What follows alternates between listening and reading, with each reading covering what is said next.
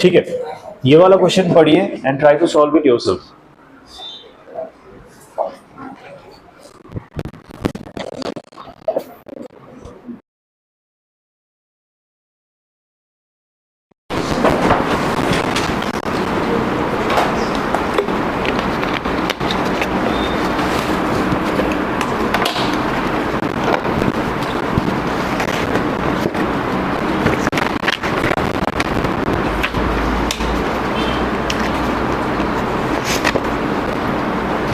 Guys, homework copy में solution भी करना है, सिर्फ आंसर का ऑप्शन नहीं लिख देना.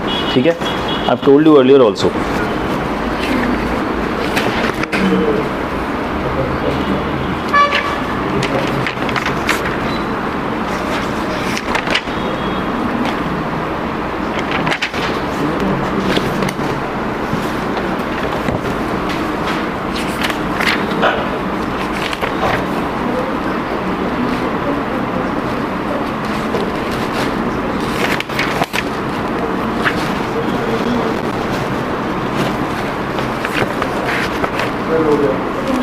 क्या आंसर है?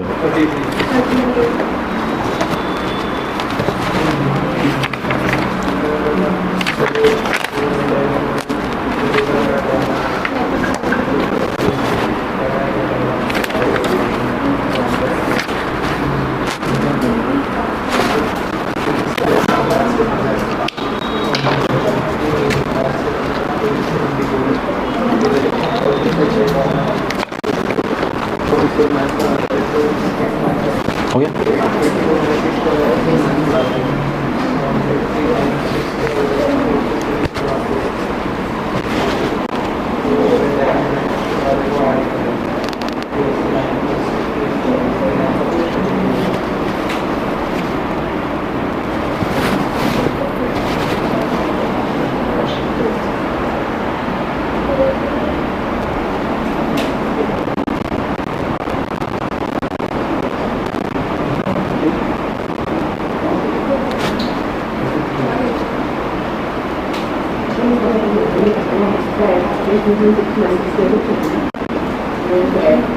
हो गया सबका ये क्वेश्चन?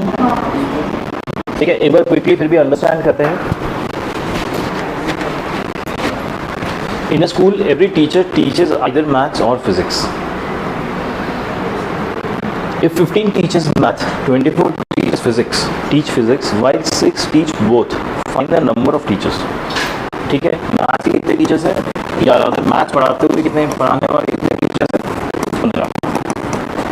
फिजिक्स पढ़ाने वाले कितने टीचर्स हैं, 24.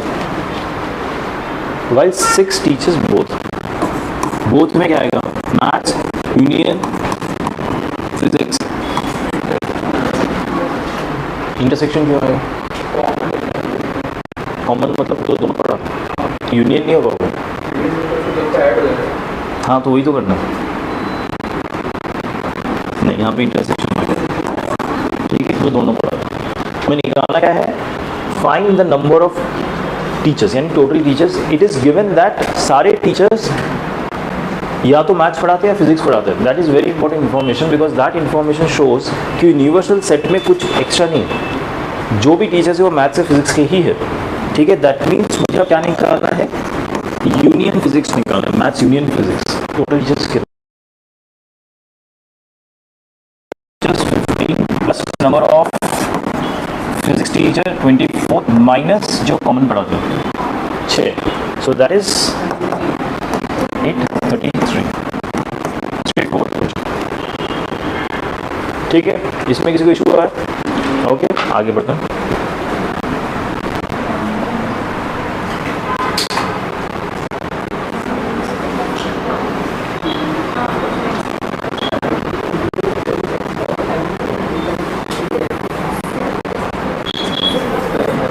अब ये क्वेश्चन पढ़िए and try to understand how is this question different from the earlier question, और इस क्वेश्चन का आंसर क्या होगा। दोनों का निकालने के लिए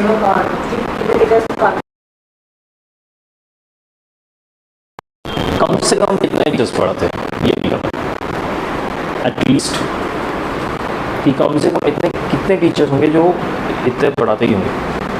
कितने टीचर्स पढ़ाते हैं वो नहीं निकालना, कम से कम कितना पढ़ाते हैं। ज़्यादा से ज़्यादा कुछ और भी हो सकता है। क्यों? क्या ये फॉर्मूला से होगा? फर्स्ट ऑफ ऑल फॉर्मूला से देखो, तुम्हें दिया है देयर आर टोटल 33 टीचर्स, ठीक है। क्या इसमें दिया हुआ है कि सारे टीचर्स मैथ्स या फिजिक्स पढ़ाते हैं? ये इन्फॉर्मेशन है क्या सारे मैथ्स या फिजिक्स पढ़ाते हैं? इसमें ये इन्फॉर्मेशन है ही नहीं। 33 टीचर्स है ये इन्फॉर्मेशन है, लेकिन सारे मैथ्स पढ़ाते हैं, यानी आप इसको मैथ्स यूनियन फिजिक्स 33 काउंट नहीं ले सकते। You can take this, you have to assume it but you can take it. इसलिए आपका ये डेफिनेट आंसर नहीं आएगा। ये मेरा 33 कितना हो सकता है? मैक्स हो सकता है कि इन दोनों का मैक्स, यानी it has to be less than equal to 33। ये समझिए कि मैक्स 33 हो सकता है। हो सकता है फिजिक्स और मैथ्स के सिर्फ 30 टीचर ही हो, 3 जो हो वो केमिस्ट्री पढ़ाते हो, ये भी हो सकता है, ठीक है। But is that possible with this count? ये ऑफकोर्स पॉसिबल। देखो, अगर आप देखिए कि 24 फिजिक्स के टीचर हैं, ठीक है, और इसी 24 में से 15 टीचर्स क्या पढ़ाते हैं? Maths, right. सो मैथ्स यूनियन फिजिक्स कितना हो जाएगा? 24 ही हो जाएगा ना। मेरे पास 24 ऐसे, मतलब मेरे सारे 24 टीचर्स को फिजिक्स पढ़ाना आता है, उसी 24 में से 15 टीचर्स ऐसे हैं जो मैथ्स भी पढ़ाना जानते हैं। यानी 24 में से मेरे फिजिक्स के भी सारे टीचर हो गए, मैथ्स के भी सारे टीचर हो गए। लेकिन 24 माइनस 33 ऐसे टीचर्स हैं जो ना फिजिक्स पढ़ाते हैं ना मैथ्स पढ़ाते हैं। Are you getting what I am trying to say? Okay, अभी आप मैथमेटिकली मत सोचिए, आप कैसे सोचेंगे? लॉजिकली। मैथमेटिकली कन्वर्ट कैसे करना है वो बाद में देखिए, ठीक है। सो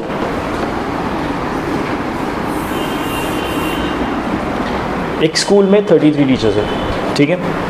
इफ़ 15 टीच मैथ, उसमें से 33 में से 15 मैथ्स पढ़ाते हैं, ये गिवन है, एंड 24 टीच फिजिक्स, और 24 पढ़ाते हैं फिजिक्स। ये गिवन नहीं है कि 24 में से 15 ही फिजिक्स पढ़ाते हैं या अलग है जो फिजिक्स पढ़ाते हैं। Then at least how many teachers teachers both subject? At least वाले पार्ट में मैं बाद में आता हूँ। Now let me come to the part जहाँ पे मुझे पता है 24 फिजिक्स पढ़ाते हैं, ठीक है। अच्छा, अभी 24 में से इज़ इट पॉसिबल कि 24 में से 15 टीचर्स ऐसे हैं जो मैथ्स भी पढ़ाते हैं, लेकिन बाकी 9 ऐसे हैं जो फिजिक्स ओनली है? ऐसा हो सकता है? इज़ इट पॉसिबल हाइपोथेटिकली कि 24 को मैंने 9 + 15 लिख लिया, 15 ऐसे हैं जो मैथ्स एंड फिजिक्स है, दोनों पढ़ाते हैं, और 9 ऐसे जो फिजिक्स ओनली है, जो सिर्फ फिजिक्स पढ़ाते हैं, मैथ्स नहीं पढ़ाते। ऐसे हो सकता है? अगर ऐसा है तो इस केस में फिजिक्स यूनियन मैथ्स, यानी ऐसे कितने टीचर्स हैं जो मैथ्स एंड फिजिक्स या फिर दोनों, कितने टीचर्स होंगे ऐसे? इसका आंसर है 24। 24 ही तो है ना, 24 में से 15 फिजिक्स मैथ्स दोनों पढ़ाते हैं और 9 ऐसे जो सिर्फ फिजिक्स पढ़ाते हैं, यानी मैथ्स पढ़ाने वाले 15 भी इसी 24 में ही इंक्लूड हो गए, राइट। ये सिनेरियो समझ आ रहा है आप लोगों को कि मेरे 24 में से में ही सारे मैथ्स एंड फिजिक्स वाले इंक्लूड हो गए, यानी जो बड़ा नंबर था इन दोनों में से उसमें मेरे दोनों टीचर्स इंक्लूड हो गए, ठीक है। तो अभी 33 minus 24 that is equal to 7 ऐसे टीचर्स हैं जो प्रॉबेबली केमिस्ट्री पढ़ाते हैं, मतलब फिजिक्स मैथ्स नहीं पढ़ाते, ठीक है, 9 होगा सर, ठीक है। ये सिनेरियो है, ये क्वेश्चन नहीं पूछा जा रहा, मैं आपको एक सिनेरियो समझा रहा हूँ इस क्वेश्चन का। अभी क्वेश्चन पूछ रहा है कि at least how many teachers teachers both subject, कम से कम कितने टीचर्स हैं जो दोनों सब्जेक्ट्स पढ़ाते हैं, ठीक है। सो जब मैंने सिनेरियो लिया कि 24 फिजिक्स में से ही ऐसे सारे टीचर्स हैं 15 के 15 जो मैथ्स पढ़ाते हैं, ठीक है, और बाकी 9 ऐसे बच गए जो सिर्फ फिजिक्स पढ़ाते हैं, ओनली फिजिक्स, ठीक है। इस सिनेरियो में मुझे कितने टीचर्स मिल गए? 15, ठीक है। क्वेश्चन है एटलीस्ट जो दोनों पढ़ाते, 15 ऐसे हैं जो दोनों पढ़ाते हैं, बट क्वेश्चन है इज इट एटलीस्ट, क्या ये कम से कम है या इससे भी कम हो सकता है? Okay, let's assume a scenario, ये मेरे टोटल टीचर्स है 33 टोटल टीचर्स है, इसमें मान लीजिए ये 24 ऐसे टीचर्स है जो फिजिक्स पढ़ाते हैं। नंबर ऑफ टीचर्स कितने बच गए? 9। क्या 9 के 9 टीचर्स ऐसे हो सकते हैं जो मैथ्स पढ़ाते हैं? 9 के 9 ऐसे हो सकते हैं मैथ्स पढ़ाते हैं, यानी अब कितने और टीचर्स चाहिए फिजिक्स में से जो मैथ्स पढ़ाते हो? Are you getting my question? 33 total teachers given in the question, 24 जो फिजिक्स पढ़ाते हैं, 9 ऐसे हैं, मैं अज्यूम करो जो रिमेनिंग 9 है वो मैथ्स पढ़ा रहे हैं। सो अभी मैथ्स टोटल 15 जनों को पढ़ाना चाहिए आइडियली, लेकिन मैंने ऐसे 9 निकाल लिए जो सिर्फ मैथ्स पढ़ाते हैं, तो यानी मुझे फिजिक्स में से कुछ और ऐसे चाहिए जो मैथ्स पढ़ाते हो। वो कितने चाहिए? टोटल मैथ्स के 15 है, यानी इससे मुझे 6 चाहिए होंगे जो 6 + 9 मिला के मैथ्स पढ़ाते हो। ये सिनेरियो समझ आ रहा है? इस सिनेरियो में क्या हो गया कि ये जो 6 है ना, ये कम से कम मुझे फिजिक्स वालों में से तो चाहिए ही। इवन इफ आई अज्यूम कि 9 के 9 जो रिमेनिंग टीचर है अपार्ट फ्रॉम फिजिक्स वो सारे मैथ्स पढ़ाते हैं, बट फिर भी मुझे 6 ऐसे टीचर्स फिजिक्स वालों में से चाहिए ताकि मेरा टोटल मैथ्स का काउंट 15 हो पाए।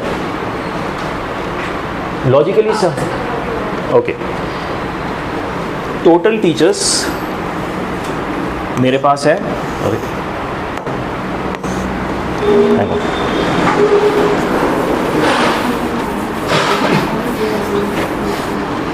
एक बार फिर से क्वेश्चन रीड करके अंडरस्टैंड करते, क्वेश्चन पढ़ते हैं। In the school there are total 33 teachers, 33 sir. If 15 teachers maths, 24 teachers physics, 15 maths पढ़ाते हैं, 24 फिजिक्स पढ़ाते हैं। इसमें ये बिल्कुल इन्फॉर्म नहीं है कि 33 में से सारे फिजिक्स केमिस्ट्री के, ये भी हो सकता है कि इसमें से कोई और थर्ड सब्जेक्ट के भी टीचर हो, ठीक है। Then at least how many teachers teach both subjects, यानी physics chemistry, sorry physics maths, ऐसे कितने टीचर है कम से कम जो दोनों पढ़ाते हो, ठीक है। सो इसके हम 2 एक्सट्रीम सिनेरियोज देखते हैं। फर्स्ट सिनेरियो क्या है, मेरे पास 33 टीचर्स है टोटल, और उसमें से ये वाला जो एरिया है ये फिजिक्स वाले 24 फिजिक्स के टीचर्स हैं। इसमें मैंने सर्कुलर नहीं बनाया, इसे रेक्टेंगल को ही कट आउट कर दिया जस्ट फॉर एक्सप्लेनिंग पर्पस। ये समझ आया, 33 में से 24 फिजिक्स है, ये समझ आ गया ना सबको। अब बोला जा रहा है कि कितने कैसे कम से कम टीचर्स है जो दोनों सब्जेक्ट्स पढ़ाते हो। अच्छा, इस 24 में से क्या मैं एक रफली 15 टीचर और निकाल सकता हूँ जो मैथ्स भी पढ़ाते हो? इसी 24 में से निकाल सकता हूँ ना। 24 में से 15 टीचर्स ऐसे हैं जो मैथ्स भी पढ़ाते हैं, यानी ये जो रिमेनिंग स्पेस है ये किसी थर्ड टीचर के, थर्ड सब्जेक्ट के लिए, राइट। सो इसमें मेरे number of maths and physics का काउंट कितना आ गया? 15 आ गया, जो दोनों सब्जेक्ट्स पढ़ाते हैं। ये एक सिनेरियो है जहाँ पे मैंने फिजिक्स में से ही सारे मैथ्स के टीचर्स निकाल दिए। दूसरा सिनेरियो है मेरे पास जहाँ पे मेरे पास 24 फिजिक्स के तो है, लेकिन जो 15 मैथ्स के, नहीं 15 चाहिए क्या मुझे? नहीं, मुझे ये फाइंड आउट करना है कि हाँ 15 मैथ्स के मैं कहाँ से निकालूँ। पहले सिनेरियो में मैंने 15 के 15 वो 24 फिजिक्स वाले में से ही निकाल लिए थे, लेकिन दूसरे सिनेरियो में से ये जो रिमेनिंग 9 टीचर्स है ना, ये इनको मैं मैथ्स ही असाइन कर दूँ कि 9 टीचर्स ऐसे हैं जो मैथ्स पढ़ाते ही है, ठीक है, but are we still reaching the target number of 15? How much are we lagging behind? You are lagging by 6, यानी 6 टीचर्स मुझे ऐसे चाहिए जो मुझे फिजिक्स से निकालने ही पड़ेंगे। ठीक है, ये ऐसे टीचर्स हैं जो फिजिक्स तो पढ़ाते ही है, साथ में ऐसे 6 टीचर्स मैथ्स भी पढ़ाते हैं, तभी ये मैथ्स का सम कितना हो रहा है 15। Got it? सो मिनिमम कितने टीचर्स चाहिए मुझे जो फिजिक्स एंड मैथ्स दोनों पढ़ाते हैं, और मैक्सिमम ऐसे टीचर्स कितने हो सकते हैं 15। मिनिमम कितने हो सकते हैं 6। आंसर कैसे आया मेरा?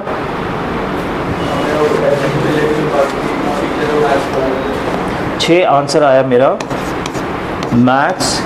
अब मैं मैथमेटिकली समझा रहा हूँ, मैथ्स यूनियन फिजिक्स, ठीक है, और माइनस नंबर ऑफ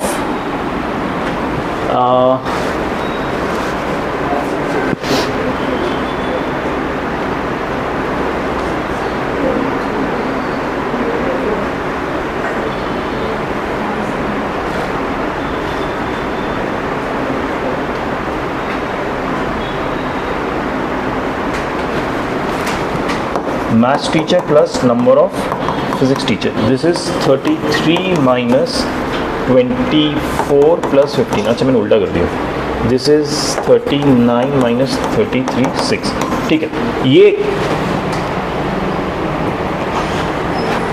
देखो मैक्सिमम हमेशा क्या आएगा, जो इन दोनों में से ना लीस्ट छोटा वाला नंबर होगा वो हमेशा मैक्सिमम कॉमन होगा। लॉजिकली समझिए आप, हमने मैक्सिमम 15 निकाला था, ये आपको लॉजिकली समझ आ गया राइट। मैथमेटिकली देखिए कि 15 टीचर मैथ्स पढ़ाते हैं, 24 टीचर फिजिक्स पढ़ाते हैं, तो मैक्सिमम कितने टीचर है जो कॉमन फिजिक्स एंड मैथ्स पढ़ाते हैं 15, यानी इन दोनों में से जो छोटा नंबर है। और ये ट्रू हर क्वेश्चन में होगा। ये आसान क्वेश्चन है इसलिए आपको यहाँ पे समझा के मैं फॉर्मूला याद करा दे रहा हूँ कि अगर मान लीजिए फिजिक्स केमिस्ट्री मैथ्स 3 सब्जेक्ट्स का कॉमन पूछा होता, ठीक है, तो उस तीनों में से जो लीस्ट नंबर होता वो ही ऐसा नंबर होता मैक्स जो तीनों सब्जेक्ट्स पढ़ा सकता है। ठीक है, तीनों का least number would give you max common. ऐसे कॉमन टीचर मैक्स मिलता है जो लीस्ट नंबर से मिलता है। समझ आ गया ये वाला सिनेरियो कि एक के अंदर ही पूरा समा गया दूसरा। ठीक है, सेकेंड सिनेरियो की जो रिमेनिंग टीचर्स है उसके सारे मैथ्स के हैं, बट फिर भी क्योंकि मैं टोटल अचीव नहीं कर पाया तो कुछ मुझे फिजिक्स से कॉमन उठाना पड़ा। ठीक है, ये मेरा इस पर्टिकुलर क्वेश्चन में एटलीस्ट वाला आंसर आया 6। मैथमेटिकली कैसे करना है इसको? इसमें आपको मैथमेटिकली करना है ये जो number of physics teachers and maths teachers है इसको ऐड कर देना। ठीक है, number of physics plus number of math. ठीक है, कितना आ गया ये 39। अभी 39 is it greater than total number of teachers available? 33। In that scenario जब greater than total number of teachers available है तो 39 से आप 33 माइनस कर दीजिए तो 6 ऐसे टीचर्स होंगे which will give you minimum और एटलीस्ट कॉमन टीचर्स। ये मैं मैथमेटिकली समझा रहा हूँ कि कैसे आप हमेशा लॉजिकली भी सॉल्व कर सकते हो, उसमें कोई दिक्कत नहीं है, लेकिन अगर आप मैथमेटिकली समझ जाए ना तो आपको क्वेश्चन देखते आप सीधा फॉर्मूला लिख के सॉल्व कर देंगे। लॉजिकली में दो मिनट एक्स्ट्रा लगेगा, बट दैट्स फाइन। प्रैक्टिस जब तक नहीं कर सकते तब तक आप लॉजिकली ही कीजिए। प्रैक्टिस करते करते जब फॉर्मूला याद हो जाएगा फिर आप डायरेक्ट मैथमेटिकली कीजिए। ठीक है, लीस्ट में क्या करना है, टोटल टीचर्स ऐड करना है। If it is greater than total number of teachers available उसको माइनस कर दीजिए। ठीक है, मैक्स कॉमन क्या है, इन दोनों सब्जेक्ट में जो छोटा नंबर है that is max common. Okay, इस टाइप का एक और क्वेश्चन करें।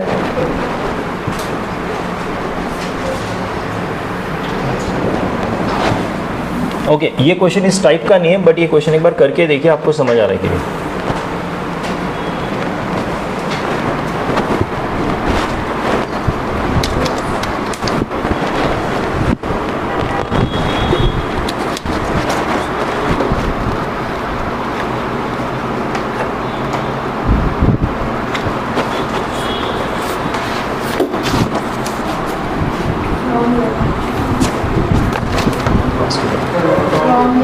You wrong it.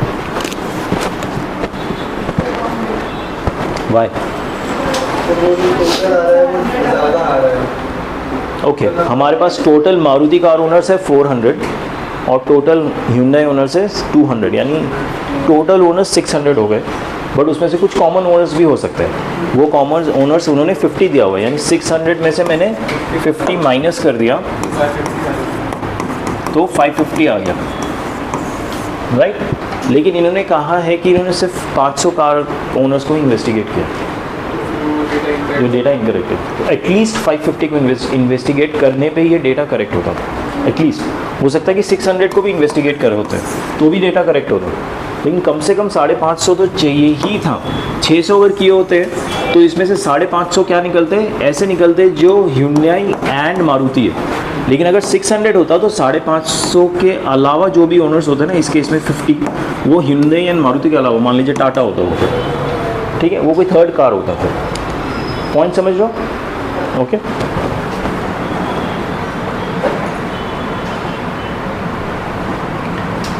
Okay,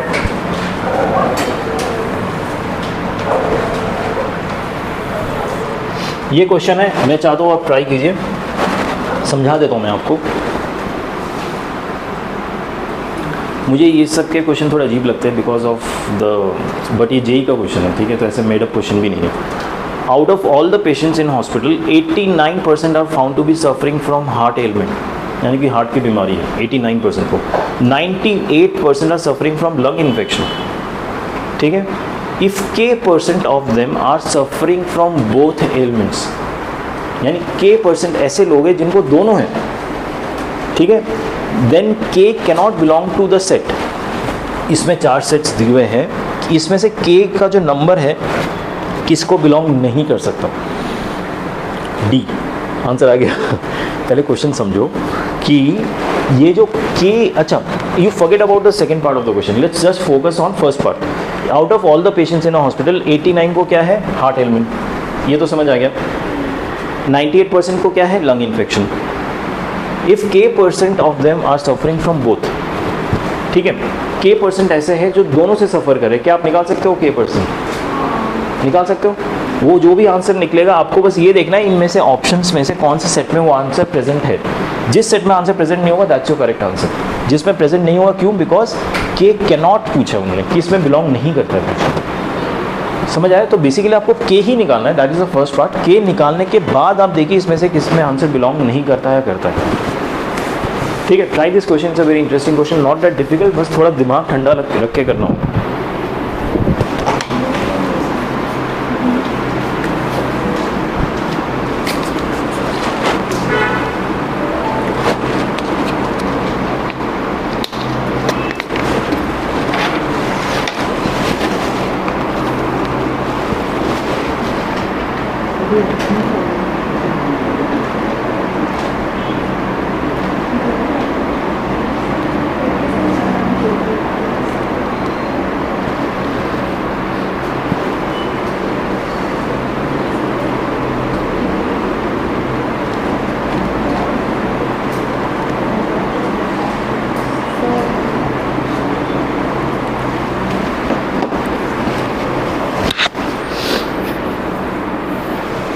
it is very similar to the maths physics question with it. थोड़ा आराम से दो सोच के कीजिएगा।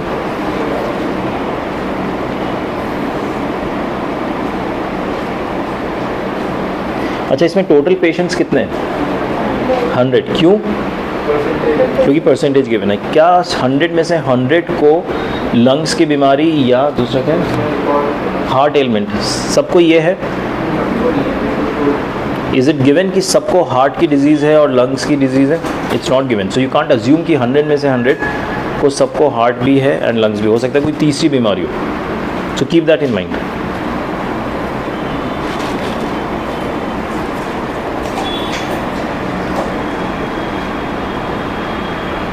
तो ऐसे क्वेश्चन में अप्रोच क्या रहता है ना, हमने जैसे मैथ्स फिजिक्स में किया था कि मिनिमम ऐसे कितने होंगे जिसको दोनों होगा, एंड मैक्सिमम ऐसे कितने होंगे जिनको दोनों होगा।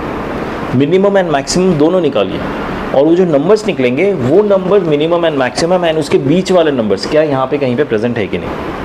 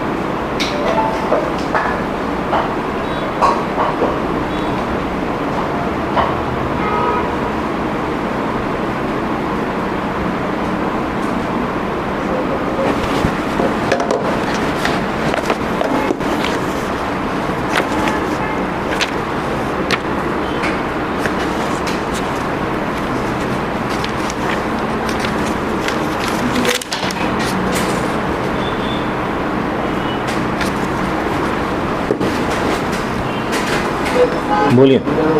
हाँ हाँ मैं कर दूंगा, लेकिन एक बार मैंने अगर स्टार्ट किया तो फिर पूरा समझाऊंगा। अगर आप लोग ट्राई करना चाहते तो कीजिए, ठीक है।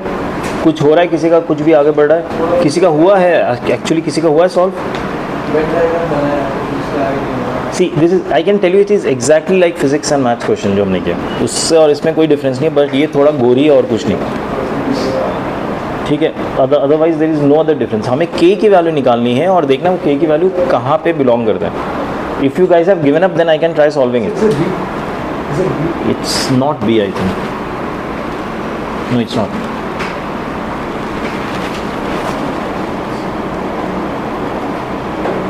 ट्राई करना है या समझाऊँ? बोलिए, कुछ कह रहे हैं? ठीक है, लेट मी एक्सप्लेन। 100 पेशेंट्स है, 98% को लंग इन्फेक्शन है, 89 को हार्ट डिजीज़ है, ठीक है। वैसे ही करते हैं, यूनिवर्सल सेट बनाते हैं। ये 100 पेशेंट्स है, ठीक है। सबसे पहले कौन सा मैं सेट ड्रॉ करूँगा? बड़ा वाला।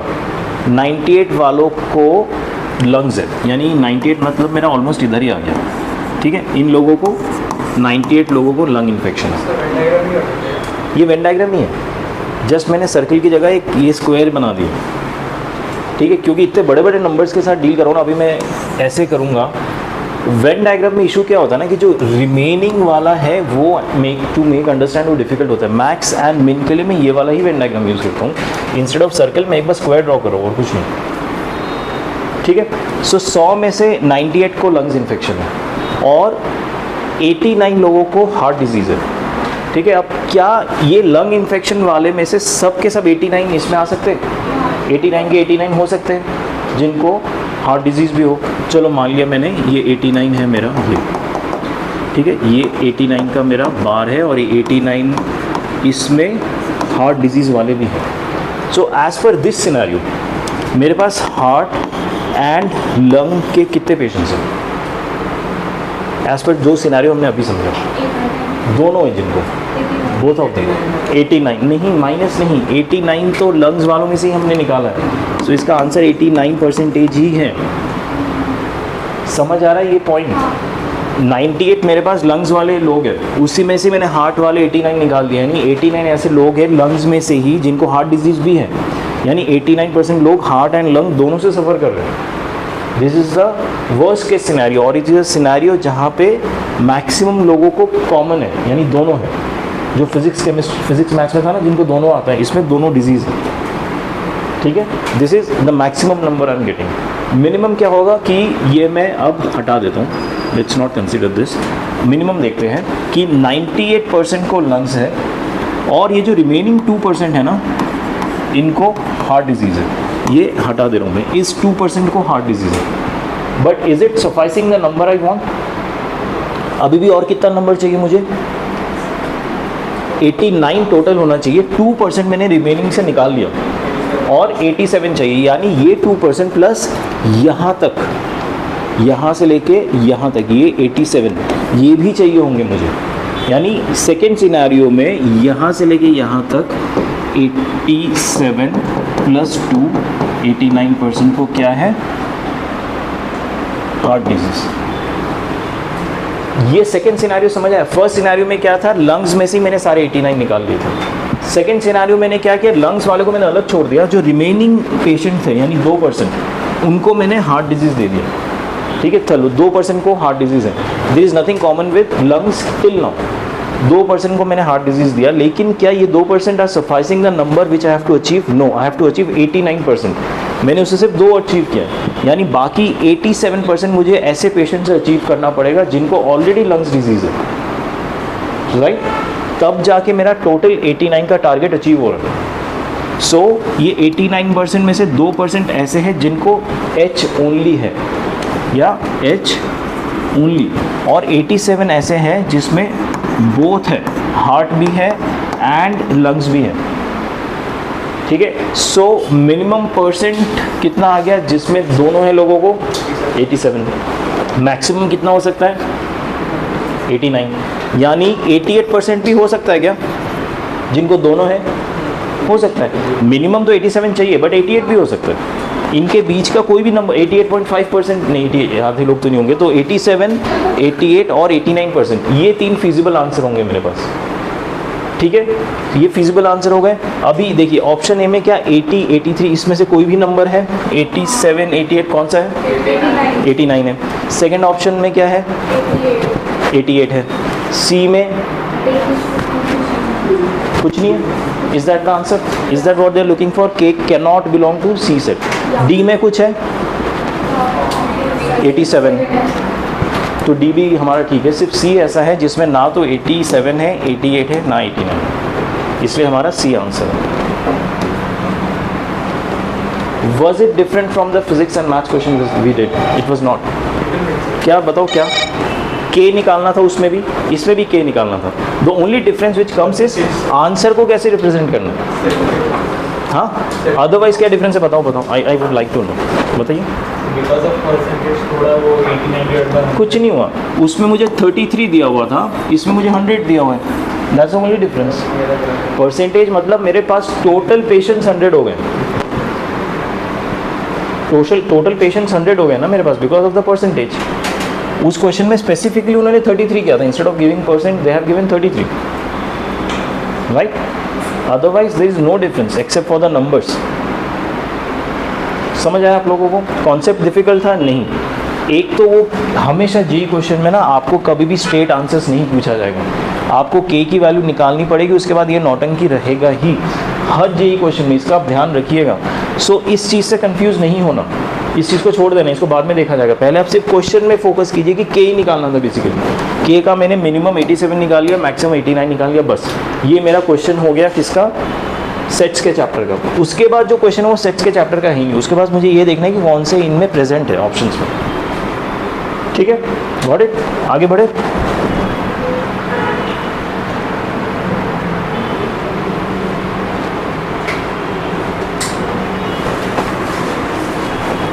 हाँ,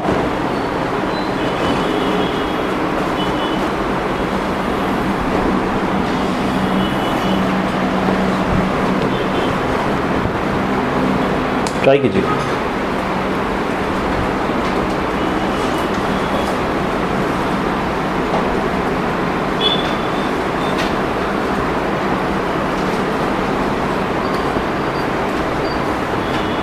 very similar.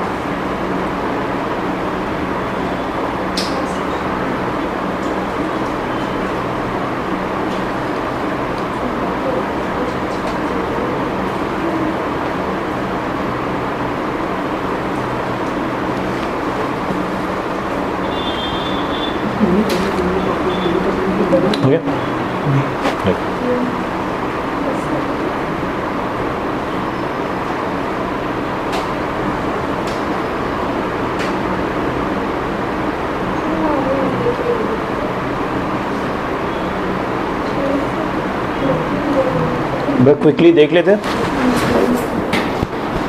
A survey shows 73% of the persons working in an office like coffee, whereas 65% like tea.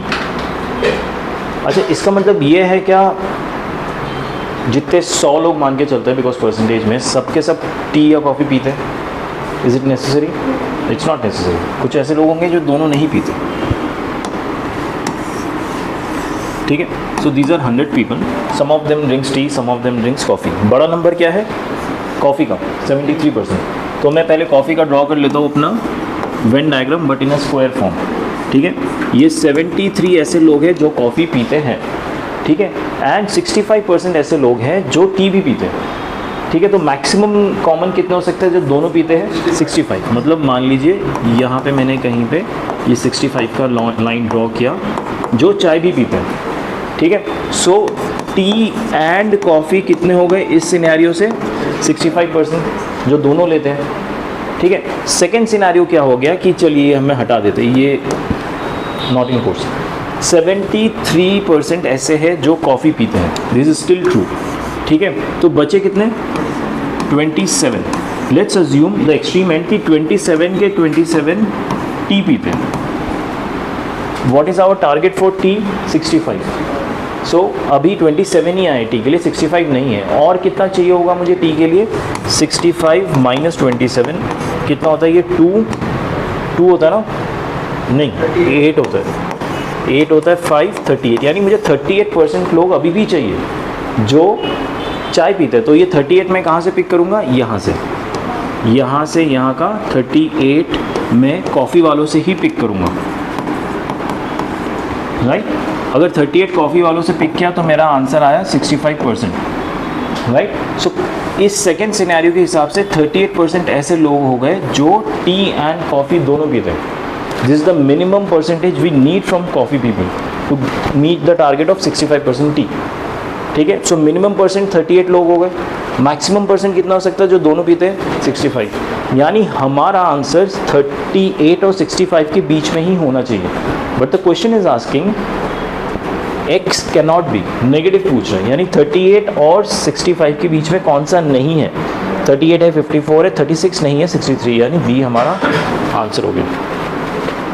36 is below 38. Got it. तो देखिए जेई के क्वेश्चन भी ऐसे डिफिकल्ट नहीं होते if you know the concept. ये आप कॉन्सेप्ट समझेंगे ना, आपको फॉर्मूला की ज़रूरत ही नहीं पड़ेगी, कॉन्सेप्चुअली ही हो जाएगा. ठीक है. सो कल का होमवर्क क्या है? आज हमने नहीं, वो होमवर्क नहीं है. होमवर्क ये है कि आज हमने क्लास में जितने भी पीडीएफ से क्वेश्चन किए हैं वो करके लाना है. दैट इज़ जो आपको आज घर पे करना है. ठीक है. और आपको ये पीडीएफ का एक्सेस है सबको? एवरीवन. जिसको एक्सेस नहीं है फिर से एक बार लिंक चेक कीजिए. दीपा मैम ने लिंक भेजा हुआ है. अगर आपके पास लिंक नहीं है आज ही दीपा मैम से बोलिए फिर से भेजा आपको. ठीक है. You should have the access. और उसमें आपको सेट थ्योरी का ये पीडीएफ दिख जाएगा जिसको मैं ओपन करके पढ़ाता हूँ. सेम पीडीएफ है. ठीक है. उसमें से आज जितने हमने क्वेश्चन क्लास में किए हैं सब आपको होमवर्क कॉपी में करना है. कल आपका 12:15 को मैथ्स प्रैक्टिस सेशन है. उस प्रैक्टिस सेशन में आपको चेक पॉइंट 3 कंप्लीट करना है. Is that clear? Search chapter का चेक पॉइंट 3 पूरा ख़त्म करना है. फिर आप होमवर्क कॉपी में ही करना है. वो सबमिट करके जाना है दीपा मैम को. ठीक है. क्योंकि हमारी जो परसों क्लास होगी उसमें मैं चेक करूँगा. Got it? नहीं किया तो वो भी करना पड़ेगा आपको. नहीं, होमवर्क में चेक पॉइंट 2 कीजिए आज. और इसके अलावा जो ये क्वेश्चंस आज हमने किए वो कीजिए.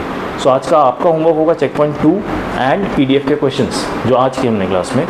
कल का आपका जो क्लास वर्क होगा जो आपको प्रैक्टिस सेशन में करना है वो होगा चेक पॉइंट 3. यानी कल आने से पहले आपका चेक पॉइंट 2 एंड होमवर्क खत्म होना चाहिए. ठीक है. Everyone, any query, any doubt? Okay. Let's meet on Friday then. Okay. कल ख़त्म करके सबमिट कर देना दीपा मैम को. 10 हो पाए क्या? नहीं किया. ओके. जिन्होंने किया उनका कितना हो पाया? 7, 6, 5. 7 हो पाए, ओके 7 हो पाए, that's a good number to start with. ठीक है, okay before we get into questions let's quickly recapitulate De Morgan's law. ठीक है, डी मॉर्गन्स लॉ हमेशा कॉम्प्लीमेंट्री सेट के साथ यूज होता है। कॉम्प्लीमेंट्री सेट क्या होता है याद है आप लोगों को? कॉम्प्लीमेंट्री सेट, कॉम्प्लीमेंट्री सेट कब यूज होता है? We need at least 2 sets for complementary. एक होता है universal set, right? Universal set क्या होता है? जिसमें जो पर्टिकुलर क्वेश्चन हम कर रहे हैं या फिर जो पर्टिकुलर कॉन्टेक्स्ट में हम बात कर रहे हैं, mostly in terms of question, जो हम क्वेश्चन या प्रॉब्लम सॉल्व करने हैं उसमें जितने भी एलिमेंट्स प्रेजेंट हैं इन दैट क्वेश्चन, वो सारे एलिमेंट्स यूनिवर्सल सेट में प्रेजेंट होंगे। Is that fine? और उसमें मान लीजिए एक सेट ए है जिसमें कुछ एलिमेंट्स प्रेजेंट है, मान लीजिए 1 2, ठीक है? So a set which is apart from this set, इस सेट के अलावा जो बाकी का एरिया रह जाता है इसको हम ए कॉम्प्लीमेंट कहते हैं, रिप्रेजेंटेड एज दिस और दिस। ठीक है, कॉम्प्लीमेंट्री सेट समझ आ गया। अभी मान लीजिए कि मेरे पास 2 सेट्स है, ठीक है? तो 2 सेट का कॉम्प्लीमेंट ऐसा रहेगा, ऐसा मतलब अगर ये सेट ए एंड बी है तो ए यूनियन बी का जो कॉम्प्लीमेंट होगा वो उल्टा जो मैंने शेड किया ना वो वाला एरिया है, मतलब ये वाला, राइट? ए यूनियन बी, ये मेरा बाउंड्री हो गया ए यूनियन बी का, इसका कॉम्प्लीमेंट ये हो गया। ठीक है, सो कॉम्प्लीमेंट्री सेट सबको समझ आ गया, राइट? अभी डी मॉर्गन्स लॉ समझते हैं। डी मॉर्गन्स लॉ क्या होता है कि अगर 2 सेट्स का मैंने यूनियन लिया और यूनियन का कॉम्प्लीमेंट्री लिया, ठीक है, तो इस कॉम्प्लीमेंट को अगर मैं अंदर लाना चाहता हूँ ब्रैकेट के, अभी ब्रैकेट के बाहर एक कॉमन कॉम्प्लीमेंट्री है, तो ये होता है ए कॉम्प्लीमेंट और बी कॉम्प्लीमेंट, मैं अंदर ले आ सकता हूँ, लेकिन ये जो यूनियन है ये इंटरसेक्शन में चेंज हो जाएगा। ठीक है, that is complete D Morgan's law.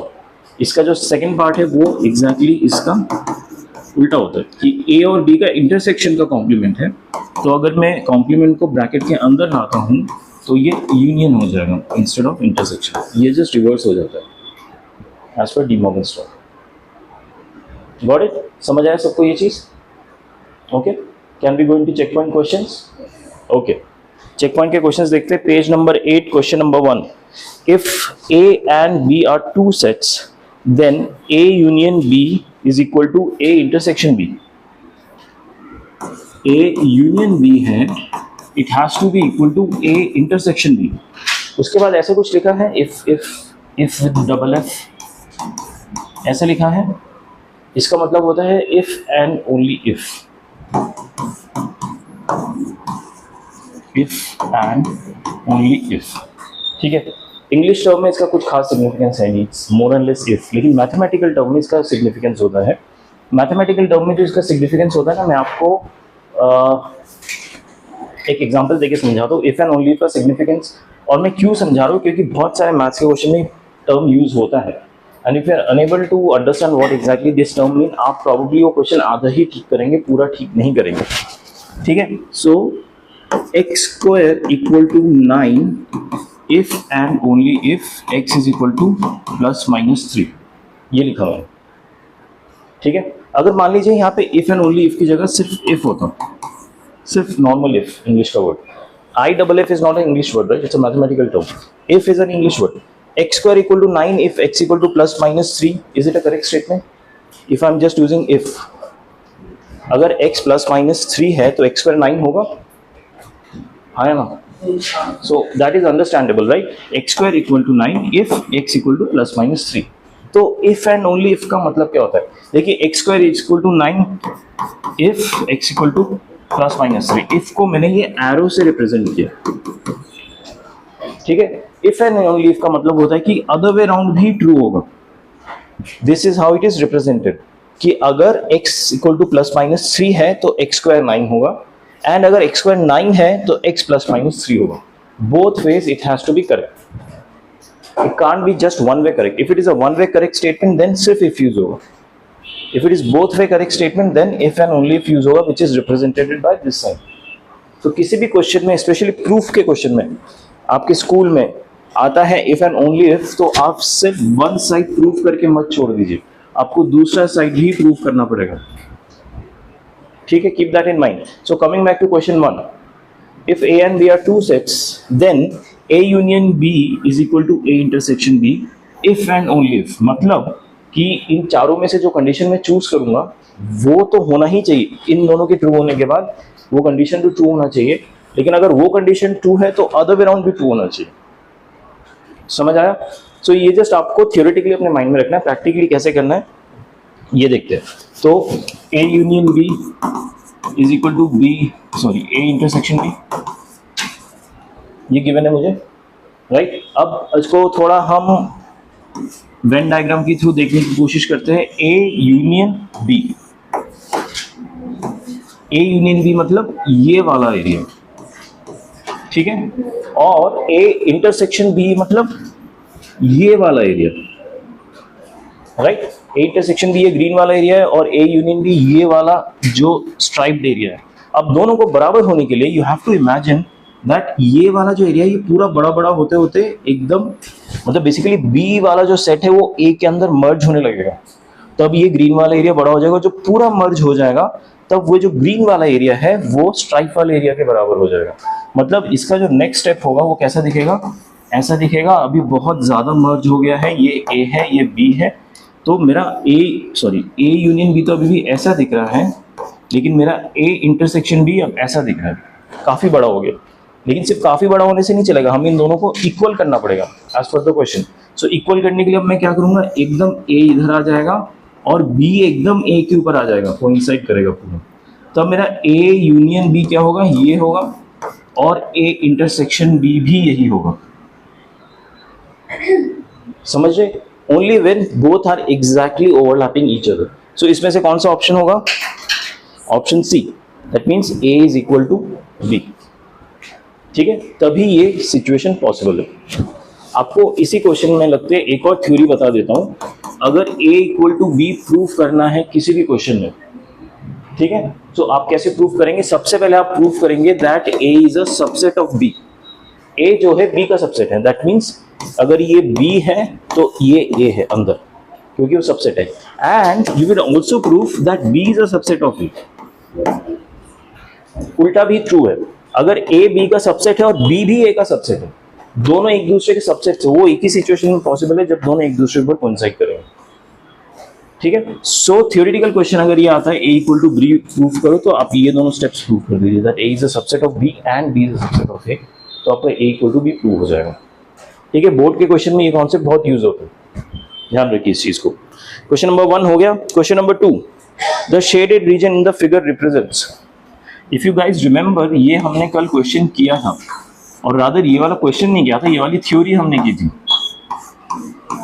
ये जो शेडेड रीजन है, व्हाट इज दिस कॉल्ड? अच्छा, अभी राइट साइड वाला शेडेड रीजन भूल जाइए, सिर्फ ये जो लेफ्ट वाला शेडेड रीजन है, ठीक है, ये क्या होगा, ये मेरा सेट A है और ये सेट B है। सो सिर्फ लेफ्ट वाला शेडेड रीजन क्या है, A माइनस B। इसमें किसी को डाउट है? इसमें तो किसी को डाउट नहीं है ना।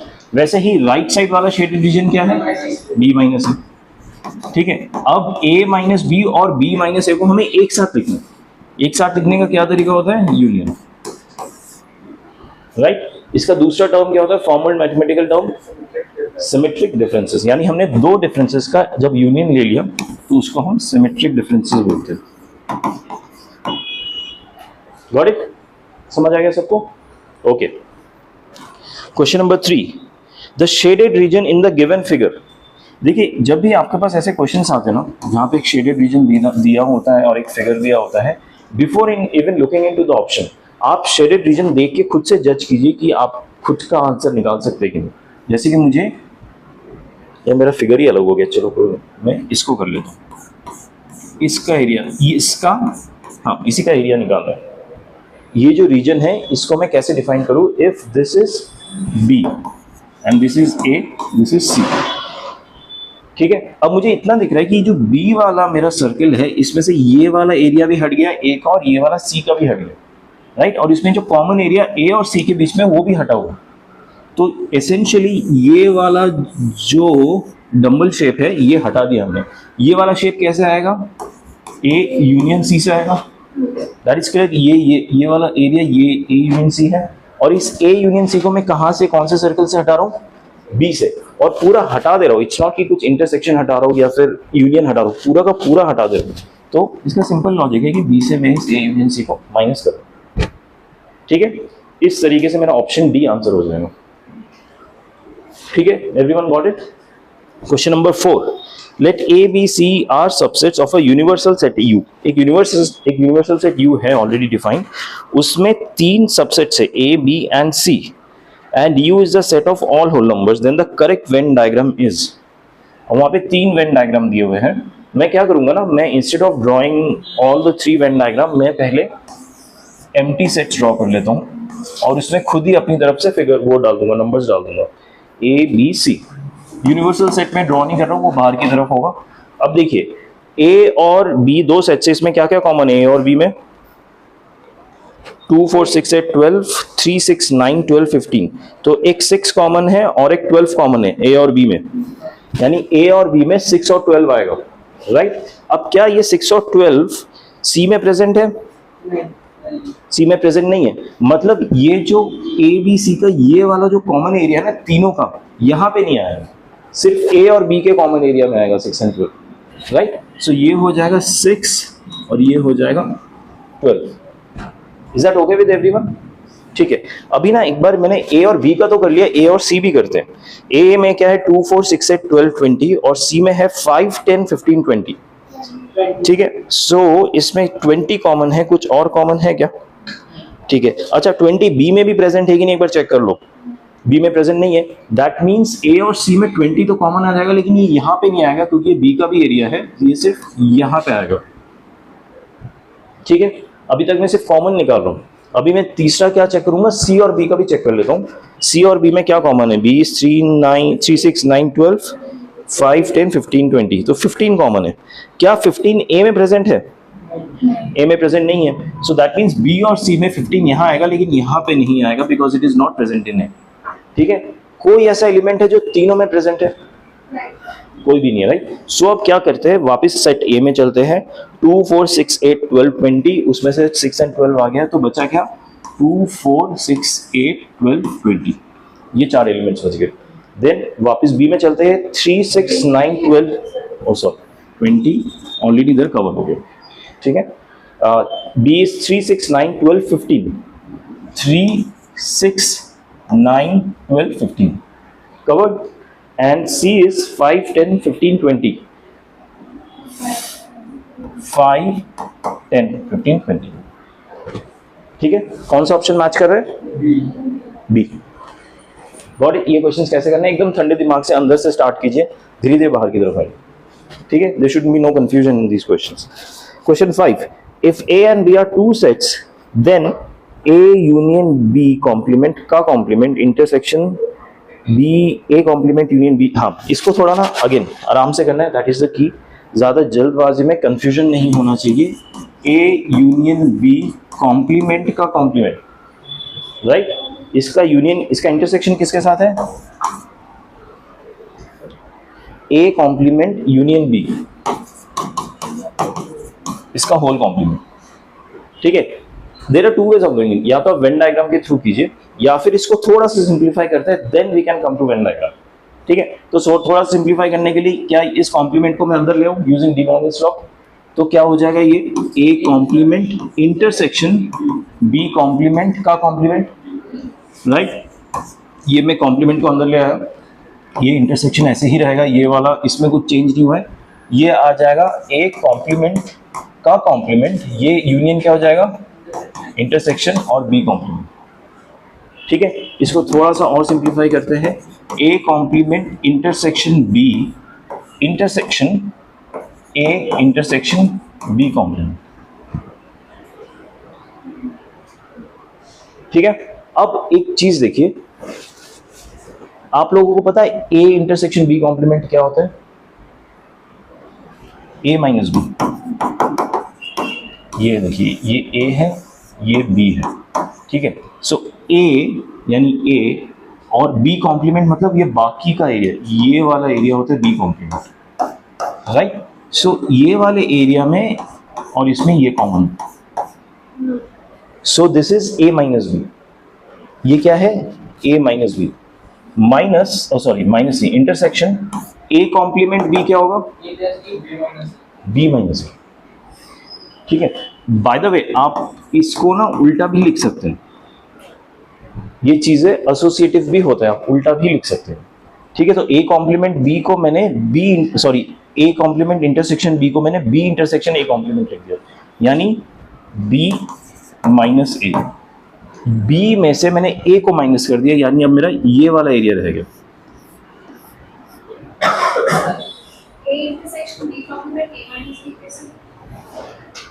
या एक तो देयर आर टू थिंग्स, एक एक्सटर्नल एरिया क्या नहीं आएगा क्योंकि एक्सटर्नल एरिया में a प्रेजेंट नहीं है, a सिर्फ अंदर वाला एरिया प्रेजेंट है, तो ये इंटरसेक्शन सिर्फ कॉमन एरिया लेते हैं।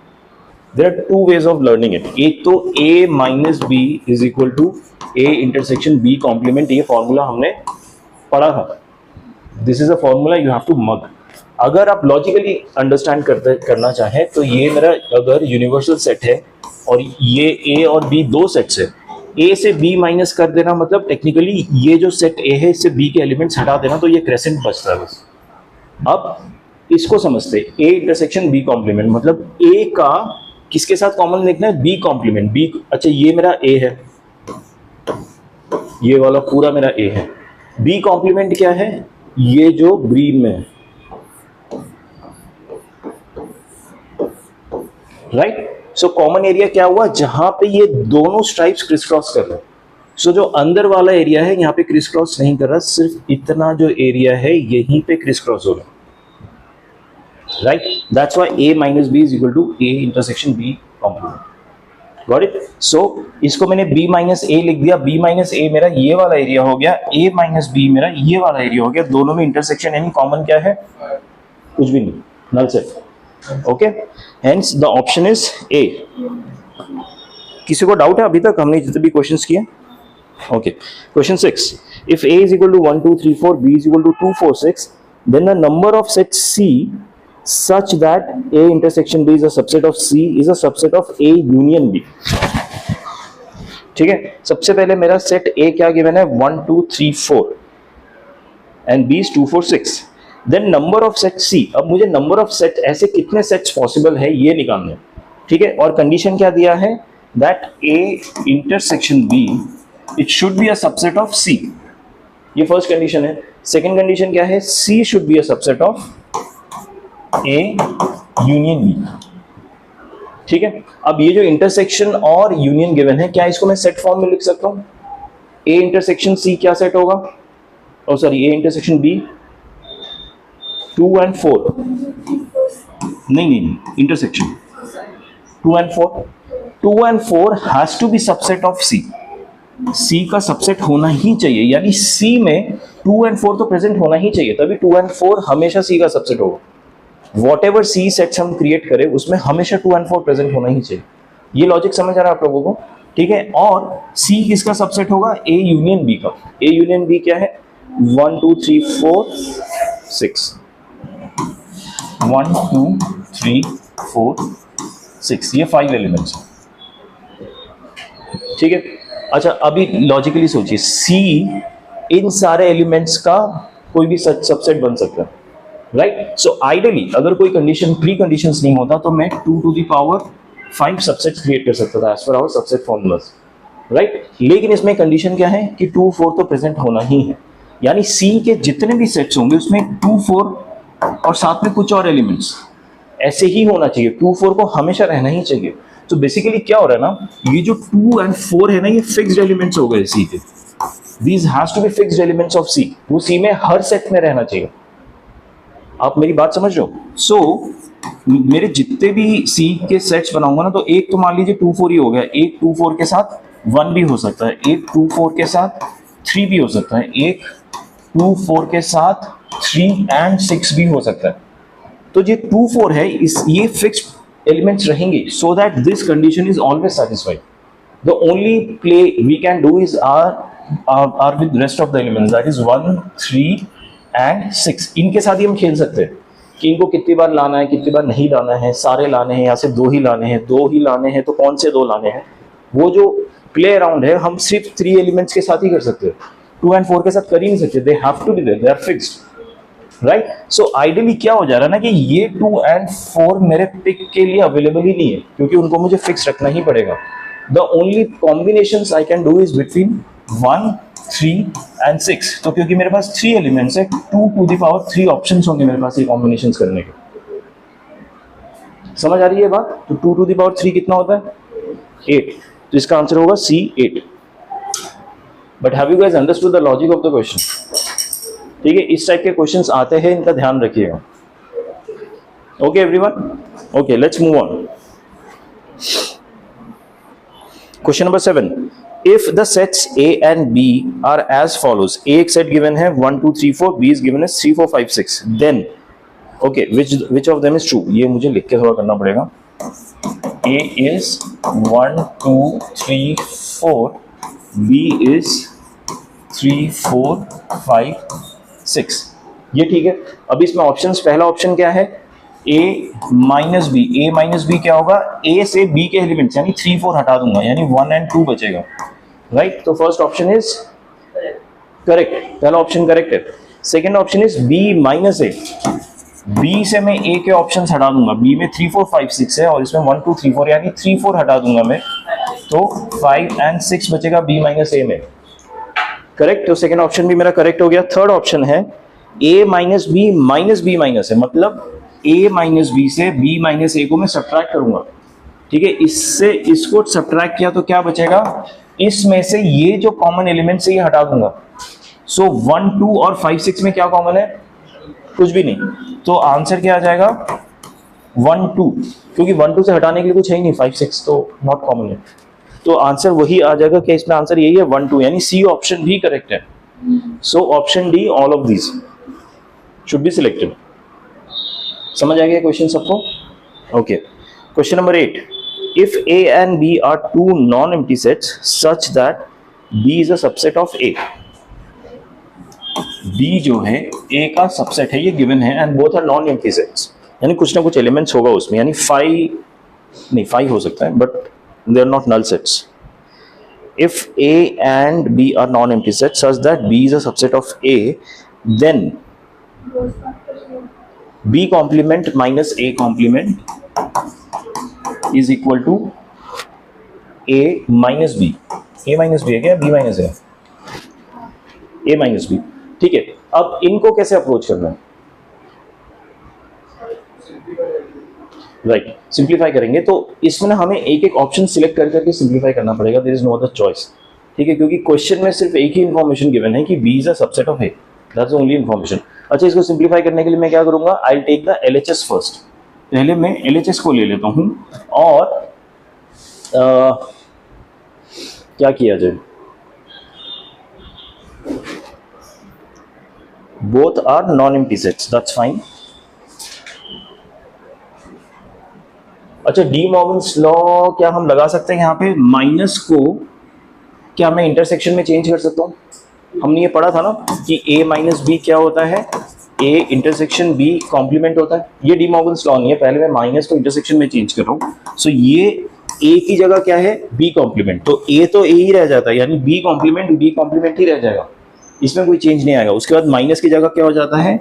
इंटरसेक्शन, और B किस में चेंज हो जाता है? B कॉम्प्लीमेंट पे। यहाँ पे B की जगह क्या है? A कॉम्प्लीमेंट, तो इसका कॉम्प्लीमेंट आ जाएगा। Got it? ये मेरा LHS है, ठीक है। अभी मैं इसको B इंटरसेक्शन, और sorry B complement intersection A complement is A। समझ आया? क्या इसको मैं उल्टा लिख सकता हूँ? A intersection B complement, both means the same, ठीक है। अच्छा, ये किसकी तरह दिखता है? A minus B is A intersection B complement, isn't it? हमने पढ़ा ये चीज। सो इसको क्या मैं A माइनस बी लिख सकता हूं? समझ आया? So is it equal to RHS? So option 1 match कर गया। ऑप्शन 2 देखिए, ऑप्शन 2 इनकरेक्ट होगा, क्योंकि ऑप्शन 2 का LHS सेम है एज ऑप्शन 1, लेकिन RHS अलग है, तो ऑब्वियसली वो इनकरेक्ट हो जाएगा। ऑप्शन 3 में ऑप्शन A करेक्ट है, लेकिन ऑप्शन C जो है उसमें LHS अलग हो जाता है, लेकिन RHS सेम हो जाता है, ठीक है। एंड सिमिलरली अगर आप देखेंगे ऑप्शन D में तो कुछ और ही है, पूरा इसमें इंटरसेक्शन ही है, इसमें तो माइनस है ही नहीं, ठीक है, तो b माइनस a अगर मैं इंटरसेक्शन फॉर्म में लिखूं तो क्या होगा, b इंटरसेक्शन a कॉम्प्लीमेंट होगा, ठीक है, और यहां पे क्या दिया हुआ है, a complement intersection b complement, b complement नहीं होगा, सिर्फ b होगा, hence option D is incorrect. समझ आ रहा है या are we going too fast? समझ आ रहा है? So option A is correct. Okay, question number 9, if the sets of natural number is the universal set, ठीक है, यूनिवर्सल सेट समझ आ गया ना, जो सेट ऑफ नेचुरल नंबर्स यानी 1 2 3 4 till infinity, that is our universal set, and A is x such that x plus 5 is equal to 8 and x belongs to universal set, यानी x is also natural number, so x plus 5 is equal to 8, तो a में क्या क्या आ जाएगा elements, x plus 5 is equal to 8 given है, right, for a, तो x equal to 8 minus 5 equal to 3 आ जाएगा, इसको मैं RHS में लिखेगा, so a में सिर्फ एक ही एलिमेंट है, that is 3, got it everyone?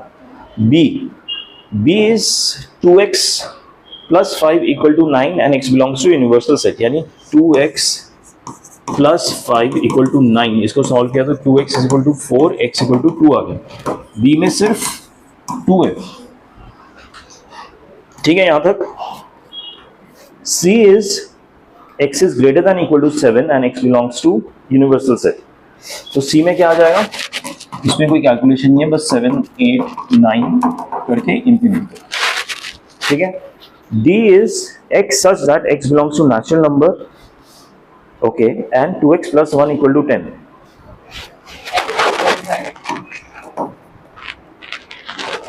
okay, 1 minute, 2x plus 1 equal to 10, so 2x equal to 9, x equal to 4.5. Now 4.5, is it a natural number?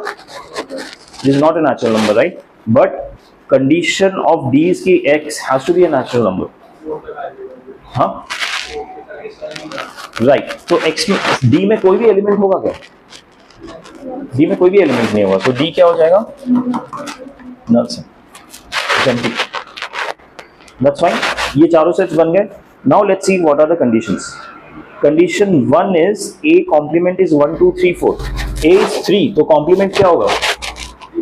1 2 4 5 something, but 3 definitely नहीं आएगा. So condition 1 is incorrect. Condition 2, b complement is 2 3 4 5 6.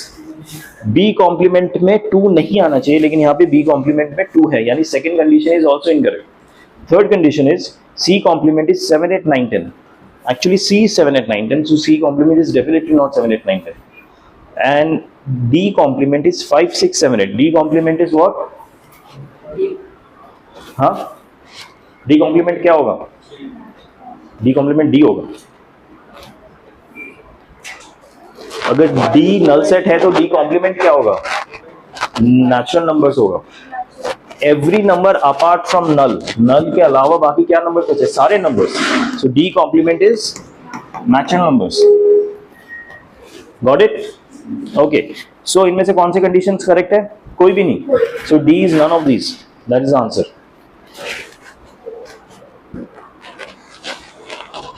Question number 10.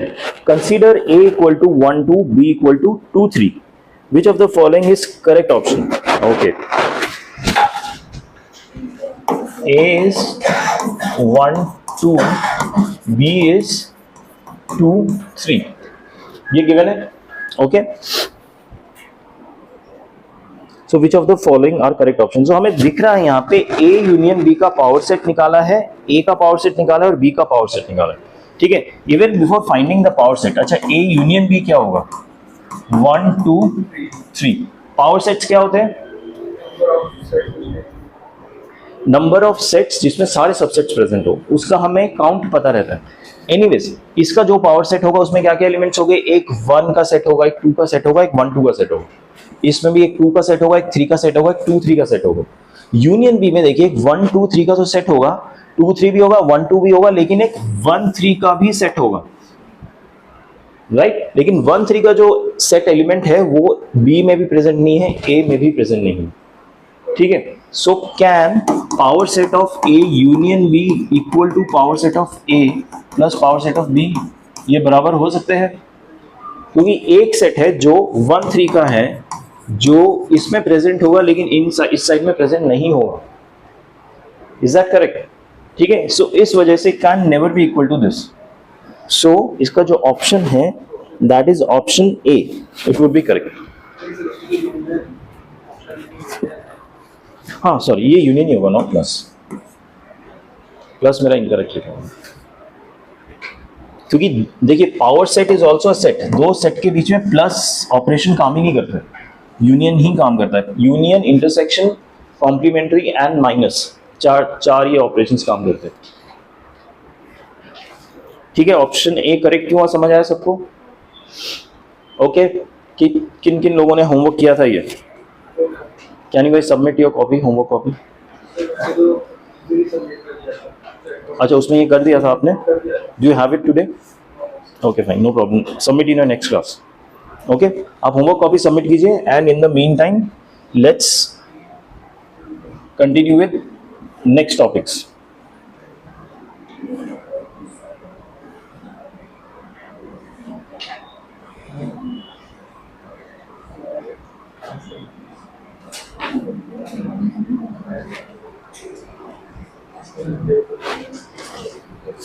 हाँ, anyone else? हो गया homework copy? Okay, सबका आ गया यहाँ पे? Thank you.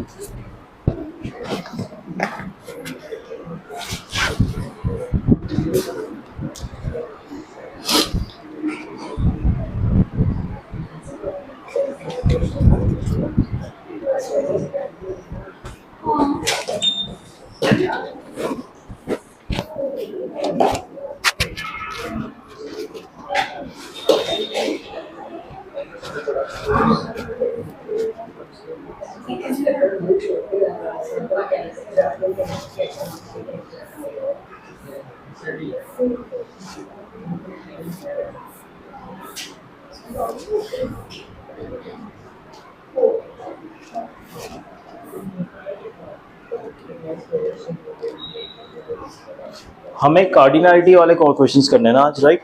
Last time हमने कार्डिनलिटी नहीं किया था।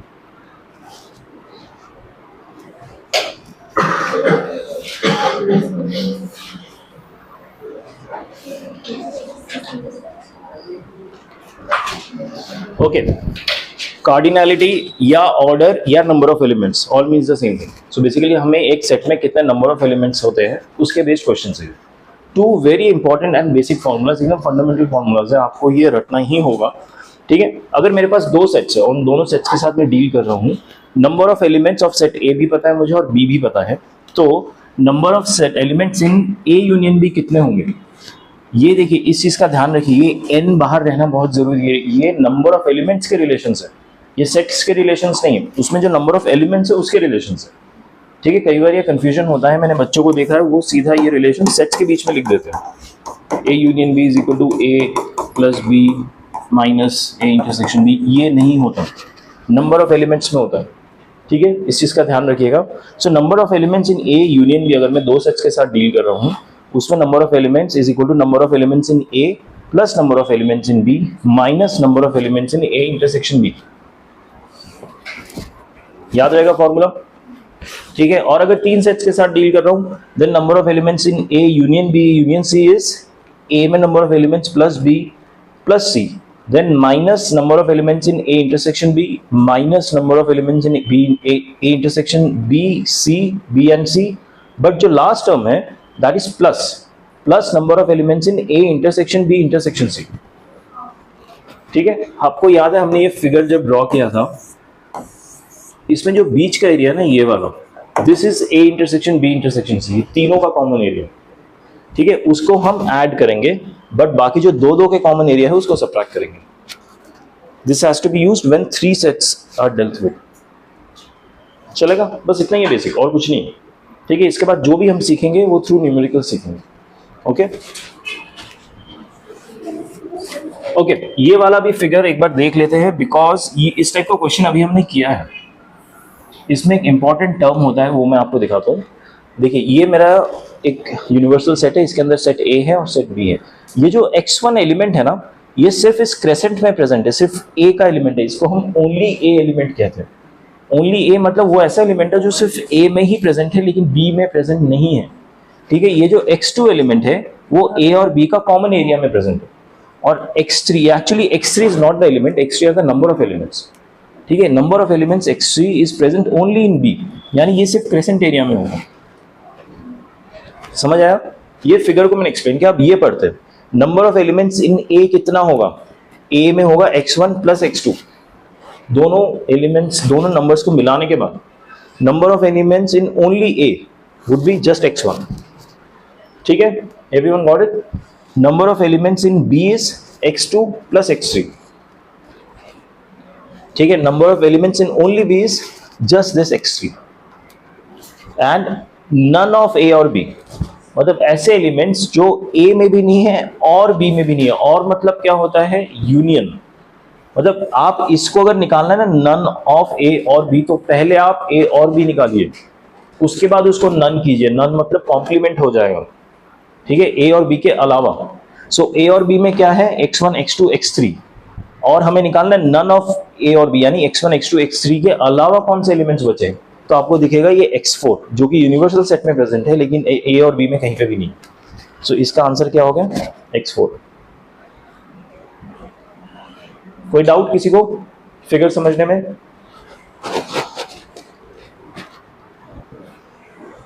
Okay, that's it. अब हम क्या स्टार्ट करेंगे? अब हम विल स्टार्ट सॉल्विंग क्वेश्चन। पहला क्वेश्चन मैं आपको करके दिखाता हूँ। ठीक है, इसके बाद के क्वेश्चन आप पहले खुद ट्राई करेंगे, नहीं सॉल्व हो तो मैं आपको करके दूंगा। ठीक है, इसके क्वेश्चन के दो पार्ट्स है, मैं पहला पार्ट कर रहा हूँ। ठीक है, ध्यान दीजिए।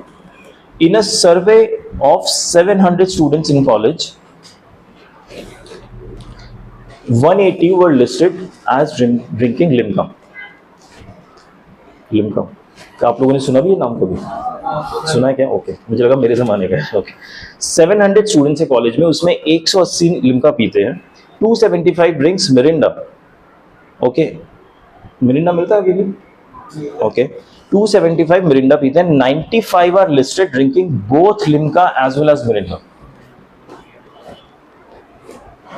ठीक है, सो स्टूडेंट हमारे पास 700 स्टूडेंट्स है।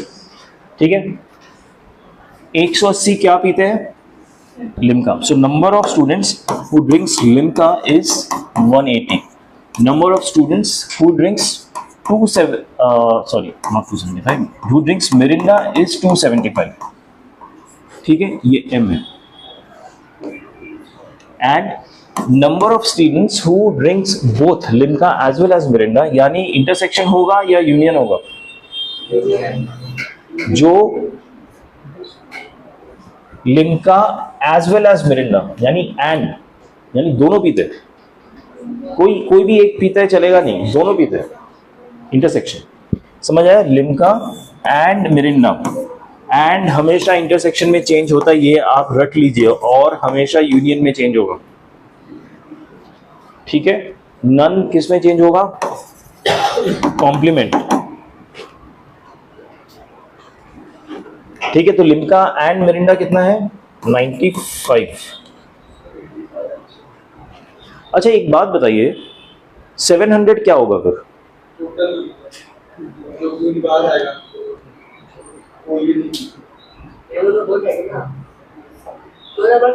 तो अगर 700 पे कोई भी नहीं पीता तो ये बाकी 80 180 कहाँ से आ गए? ओके, यूनिवर्सल सेट है 700, बट क्या ये यूनियन है लिम्का और मिरिंडा का? 700 स्टूडेंट्स ऐसे है? नहीं। मतलब आप कहना चाहते हो 700 स्टूडेंट्स में ऐसे स्टूडेंट्स भी हैं जो ना लिम्का पीते हैं और ना मिरिंडा पीते हैं? Okay, fine. I'll come to that part later. But the first part is find how many students were drinking Limca only. ठीक है, बट उसमें हाउ डू वी अराइव? ठीक है, लिम्का ओनली मतलब देखिए, आप इसको करने के ना दो तरीके हैं। नहीं, इसको करने का एक्चुअली दो तरीका नहीं, इसको करने का एक ही तरीका है। अगर मैं वेन डायग्राम से समझूं, ये लिम्का का वेन डायग्राम है, ये मिरिंडा का है। लिम्का मेरे पास टोटल 180 है, ठीक है, टोटल। एंड सिमिलरली जो मिरिंडा है दैट इज टोटल 275, लेकिन कॉमन कितना है जो दोनों पीते हैं? That is 95, right. और मुझे अगर निकालना है लिम्का ओनली, यानी ये वाला रीजन निकालना है, that crescent, excluding the common part, क्योंकि कॉमन पार्ट वाले मिरिंडा भी पीते हैं, लेकिन मुझे सिर्फ लिम्का ओनली निकालना है, तो 180 माइनस 95 दैट वुड बी 85। क्या मैं मिरिंडा ओनली निकाल सकता हूं? क्या होगा? 275 माइनस 95 180। ठीक है, अगर मुझे मिरिंडा ओनली निकालना है 275 माइनस 95 दैट वुड बी 180। समझ आ रहा है या सर के ऊपर से जा रहा है? सर के ऊपर से समझ आ रहा है? ओके। हाँ, नहीं समझ आया? क्या नहीं समझ आया? क्वेश्चन समझ आया कि नहीं, पहले ये बताओ। क्वेश्चन में क्या गिवन है? मेरे पास ऐसे स्टूडेंट्स है जो सिर्फ लिम्का पीते हैं, कितने? 180। ऐसे स्टूडेंट्स है 275 जो मिरिंडा पीते हैं, लेकिन 95 ऐसे स्टूडेंट्स है जो दोनों पीते हैं। यहां तक समझ आया? अब सवाल पूछ रहा है कि ऐसे कितने स्टूडेंट्स है जो सिर्फ लिम्का पीते हैं, जो मिरिंडा नहीं पीते साथ में, क्योंकि 95 स्टूडेंट्स ऐसे थे ना जो लिम्का एंड मिरिंडा दोनों पीते, जो कॉमन है। तो लिम्का मुझे पता है टोटल 180 पीते, टोटल 180 बच्चे, यानी मान लो क्लास के सारे बच्चे लिम्का पीते हैं, ठीक है। लेकिन ये वाले साइड ऐसे हैं जो लिम्का एंड मिरिंडा भी पीते हैं, ठीक है। तो बच्चे कितने जो सिर्फ लिम्का पीते हैं, जो ये वाला सही है, ठीक है। सो दैट मीन्स 180 से मैं 95 माइनस कर दूंगा। ये समझ आया क्यों माइनस कर रहा हूं मैं? तो बचेगा कितना? 85। 180 minus 95 is 85। Got it? Okay, अगला क्वेश्चन देखते हैं, इसी का बी पार्ट।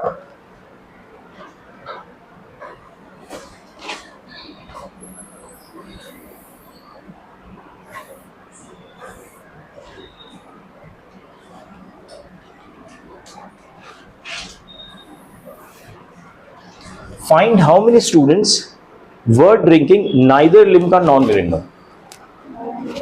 ठीक है, अब समझ आ गया? तो अब हमें पहले क्या निकालना पड़ेगा? ऐसे स्टूडेंट्स जो लिम्का और मिरिंडा दोनों पीते हैं, दोनों में से या तो दोनों पी रहे हो या कोई भी एक पी रहा हो, चलेगा, ठीक है। तो बेसिकली मुझे number of students Limca union Mirinda निकालना होगा, जो दोनों पीते हैं। दोनों में से कोई एक भी पिएगा तो चलेगा, दोनों भी पीते तो भी चलेगा, ठीक है। सो ये फॉर्मूला याद है आपको? Number of students minus number of students Limca intersection Mirinda. ये फॉर्मूला याद है? अभी हमने पढ़ा था कार्डिनैलिटी का, ठीक है। तो लिम्का वाले कितने हैं? 275 plus 180 minus 95। The answer is कितना? आंसर इसका यार 360। इसका आंसर है 360। 360 are the number of students जो दोनों में से कोई एक पीता है या दोनों पीते हैं। अब सवाल है कि कितने स्टूडेंट्स हैं जो कुछ भी नहीं पीते। हाँ, अब हमारे पास कॉलेज में टोटल स्कूल में नहीं, कॉलेज में 700 स्टूडेंट्स है, उसमें से मैं 360 माइनस कर दूंगा, क्योंकि 360 ऐसे स्टूडेंट्स हैं जो दोनों पीते हैं या कोई एक पीता है। तो बचे 340 स्टूडेंट्स जो कोल्ड ड्रिंक्स नहीं पीते। क्या पीते हैं वो? क्या नहीं पीते? कोल्ड ड्रिंक्स नहीं पीते, ठीक है। Got it? ओके।